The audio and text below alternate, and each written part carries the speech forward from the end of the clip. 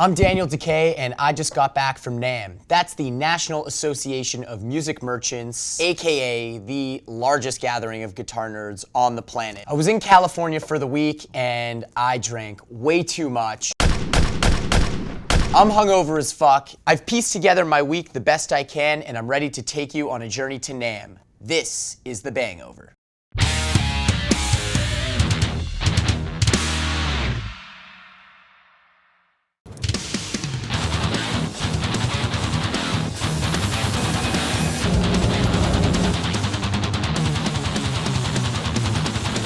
Been awake for 30 hours, but I finally made it.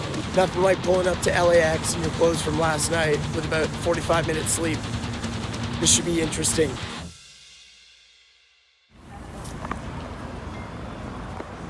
Landed at LAX, and instead of getting some sleep like a reasonable person, I headed on my way to the Gibson Guitars NAMM party. The evening's entertainment bill was star-studded with the likes of Nancy Wilson, Robbie Krieger, and Peter Frampton, man. Can you hear me? I can hear you. Pretty epic way to start my NAMM adventure. Thanks, Gibson. Next up, Marty Friedman. I always get goosebumps watching Marty play. His technique is iconic and his playing is unparalleled. My pal Danko Jones guested with him and sounded awesome too. So cool to see two familiar worlds collide on stage. I can't believe. Oh, and for you Megadeth nerds wondering, yes, he teased Tornado, yes, he slayed it. 5 out of 5 on Marty's set. I can't believe.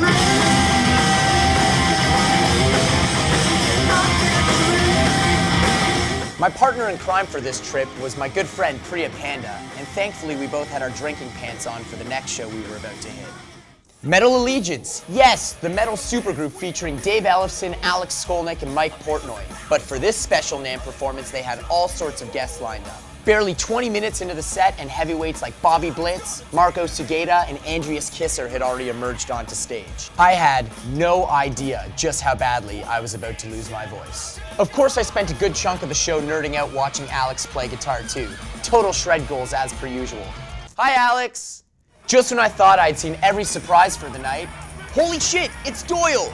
Him and Alyssa from Arch Enemy came out to do the Misfits' Last Caress. The encore was a double shot of Maiden with all the guests on stage together.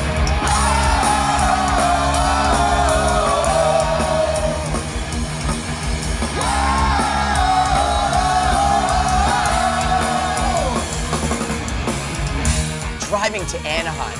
I should add that aside from being an excellent drinking buddy, Priya served as an even better personal chauffeur. After a scenic drive, it was finally time to hit the convention center in Anaheim, get my credentials, and do some NAMMing.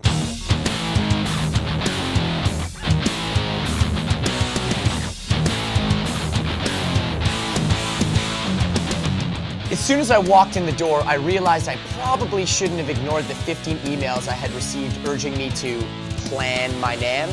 But that's not how I roll. I was gonna wing it. I was there to see guitars. I mean, how hard could it be to find everything I wanted to see?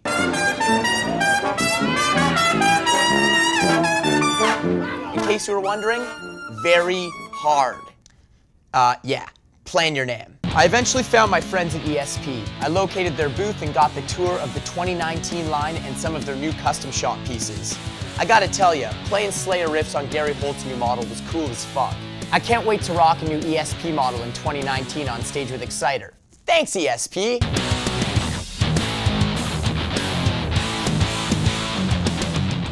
I test drove lots of guitars that day, but one I was seeking out specifically was my pal Reese Scruggs' signature Rower's guitar. Reese plays in Havoc, so stoked he's got himself a killer signature guitar. That thing shreds. Nighttime. Every single one of you guys will perish if you do not believe in the name of the Lord. Tonight's festivities kicked off at the Ronnie Montrose Remember Jam. It's a bit of a NAMM tradition to have these supergroup jams on the regular. After the Montrose show, we all headed back to the hotel where the after party was at. There was no shortage of familiar faces. A total metal throwdown. So I had a bunch of drinks. I finally got the courage to introduce myself to Phil Demmel. Told him I worked at Banger, and he instantly responded with, "Banger? You guys hated my last Machine Head record." Off to a great start, right? Nah, don't worry about it. He was super chill, he had a great sense of humor, and who should be the first person to buy us a round of Fireball shots? None other than Phil Demmel. What a legend.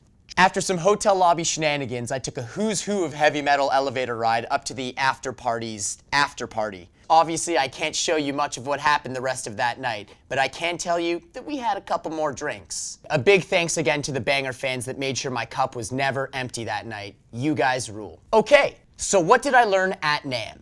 NAMM is basically like the world's largest and most obnoxious guitar center at times. So please do what the emails say and plan your NAMM. So that was my weekend at NAMM.